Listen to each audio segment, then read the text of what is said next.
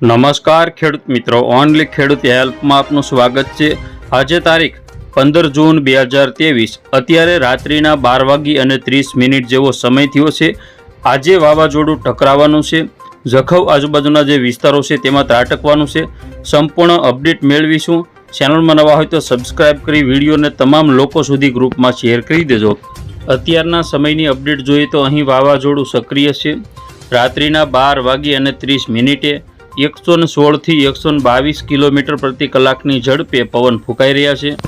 તેમજ આ વાવાઝોડું આગળ વધી અને ખાસ કરીને સૌરાષ્ટ્ર કચ્છના વિસ્તારો તરફ ભારે પવન ફૂંકાશે, જેમાં કચ્છના વિસ્તારોની વાત કરીએ અત્યારે પણ નલિયા આજુબાજુ 84 કિલોમીટર પ્રતિ કલાકની ઝડપ, તેમજ જખૌ આજુબાજુ પણ 75, તેમજ બાકીના જે વિસ્તારો છે જેમાં 49 થી લઈ 50 કિલોમીટર પ્રતિ કલાકની ઝડપે પવનો ફૂંકાઈ રહ્યા છે। ઓખા આજુબાજુ 71, પોરબંદર 69 કિલોમીટર પ્રતિ કલાકથી 80 કિલોમીટર પ્રતિ કલાકની ઝડપે પવનો ફૂંકાય છે। ઘણા બધા વિસ્તારોમાં વાવાઝોડાની અસર જોવા મળી છે।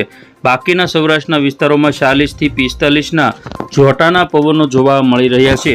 જોઈએ વાવાઝોડું હવે કઈ રીતે આગળ વધવાનું છે, તેમજ આગામી સમયની અંદર વાવાઝોડું જખૌ આજુબાજુના વિસ્તારોમાં આજે સાંજના 5 વાગ્યાથી 8 વાગ્યાના સમયગાળા દરમિયાન ટકરાવાનું છે। ત્યારે બપોરના સમયે કેવો પવન ફૂંકાશે, જ્યારે વાવાઝોડું એકદમ ગુજરાતની નજીક આવશે ત્યારે તેના ઘેરાવાની અંદર કચ્છના વિસ્તારો તેમજ સૌરાષ્ટ્રના જે વિસ્તારો છે તેમાં બપોરના સમયે કેવો પવન ફૂંકાશે તેની વાત કરીએ। વાવાઝોડું જ્યાં સક્રિય છે ત્યાં પવનની ઝડપ જોઈએ તો 127 થી 28 કિલોમીટર પ્રતિ કલાકની જોવા મળે છે, જ્યારે નલિયા આજુબાજુના વિસ્તારોમાં 100 કિલોમીટર, તેમજ ખાવડા આજુબાજુ 80, ગાંધીધામ 80, દેવભૂમિ દ્વારકા આજુબાજુ 78 થી 88, પોરબંદરની અંદર પણ પવનો ફૂંકાશે સૌથી વધારે। તો આ જે ભાગ છે તે સૌરાષ્ટ્રના વિસ્તારોમાં તેમજ સમગ્ર કચ્છ જિલ્લાની અંદર પવનની ઝડપમાં એકંદરે વાવાઝોડા જેવો માહોલ જોવા મળશે, કારણ કે વાવાઝોડું જ્યારે અરબી સમુદ્રમાં કચ્છની નજીક હશે ત્યારે તેના ઘેરાવાની અંદર જે કચ્છના જે વિસ્તારો અને સૌરાષ્ટ્રના જે વિસ્તારો આવશે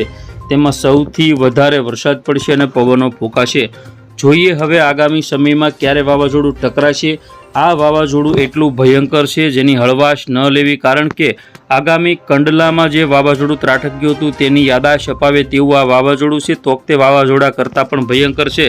તો રાત્રિના સમયે ખાસ કરીને 8 વાગ્યા આજુબાજુના સમયગાળા દરમિયાન 8-9 વાગ્યાના સમયગાળા દરમિયાન આ વાવાઝોડું ટકરાવાનું છે। ત્યારે પવનની ઝડપની આપણે વાત કરીએ તો નલિયા આજુબાજુના જે વિસ્તારો છે તેમાં 100 કિલોમીટર પ્રતિ કલાક, તેમજ ખાવડા આજુબાજુ 67 થી 68, તેમજ બીજા જે માંડવી આજુબાજુના જે વિસ્તારો છે તેમાં પણ પવનની ઝડપમાં 81-82, ભુજ આજુબાજુ 75 જેવી પવનની ઝડપ જોવા મળશે, જ્યારે ખાવડા આજુબાજુના જે આ વિસ્તારો છે તેમાં થોડી ઓછી પવનની ઝડપ જોવા મળશે।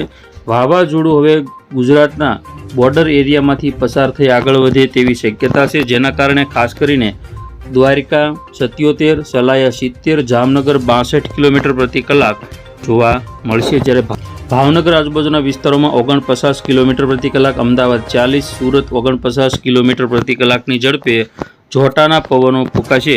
જોઈએ હવે વાવાઝોડું આગળ વધી અને કઈ દિશામાં જાય છે। ટકરાયા પછી કચ્છના વિસ્તારોમાંથી પસાર થશે। 16 તારીખમાં વહેલી સવારે ભારે પવન ફૂંકાશે। કચ્છના વિસ્તારોમાં 100 કિલોમીટર પ્રતિ કલાકની ઝડપે પવનો ફૂંકાશે, જ્યારે વાવાઝોડું લેન્ડફોલ થશે ત્યારે 135ની પવનની ઝડપ જોવા મળશે। ભારે તબાહી, ભારે નુકસાન કચ્છ જિલ્લામાં થશે, તેમજ ઉત્તર ગુજરાતમાં પણ 16 તારીખમાં 80-85 કિલોમીટર પ્રતિ કલાકની ઝડપે પવનો ફૂંકાશે। ત્યારે વાત કરીએ તો વાવાઝોડું ટકરાશે ત્યારે અતિ ભારે વરસાદ કચ્છ જિલ્લાના જે વિસ્તારો છે જેમાં પડવાનો છે। જોઈએ આગળ આજે કયા કયા વિસ્તારમાં બપોરના સમયે વરસાદની સંભાવના રહેલી છે। તો આજે બપોરના સમયની અપડેટ જોઈએ તો કચ્છ જિલ્લામાં નલિયા, ખાવડા, ગાંધીધામ, માંડવી, ભુજ, ભચાઉ સહિત ઘણા બધા વિસ્તારોમાં વરસાદની સંભાવના છે।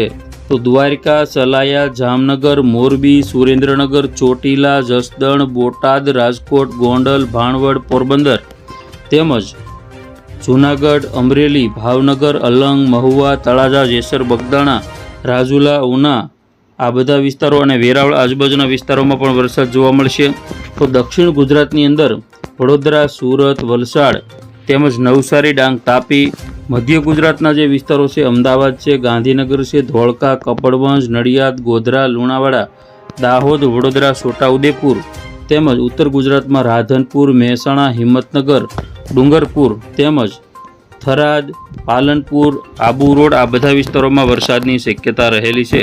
આગામી સમયમાં જ્યારે વાવાઝોડું ત્રાટકશે ત્યારે સૌથી વધારે વરસાદની શરૂઆત કચ્છમાં થશે તેમજ આગામી 16 તારીખમાં દિવસભર કચ્છની અંદર વરસાદી માહોલ જોવા મળશે. નલિયા હોય, ખાવડા હોય, ગાંધીધામ હોય તેમજ સૌરાષ્ટ્રમાં પણ દેવભૂમિ, દ્વારકા, જામનગર અને મોરબીમાં ભારેથી અતિ ભારે વરસાદ પડવાની શક્યતાઓ છે. બાકીના વિસ્તારોમાં હળવો અથવા મધ્યમ વરસાદ પડવાની સંભાવના છે. કેટલાક વિસ્તારોમાં વાવણીથી વંચિત પણ આ વખતે રહેવાના છે.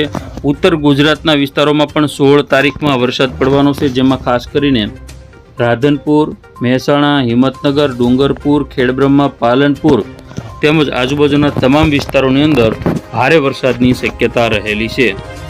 તો બસ ખેડૂત મિત્રો, આ હતા રાત્રિના 12:30 હવામાન સમાચાર. ફરી વખત મળીશું નવી અપડેટમાં સવારે 5:30 વાગે. જોતા રહેજો ઓનલી ખેડૂત હેલ્પ.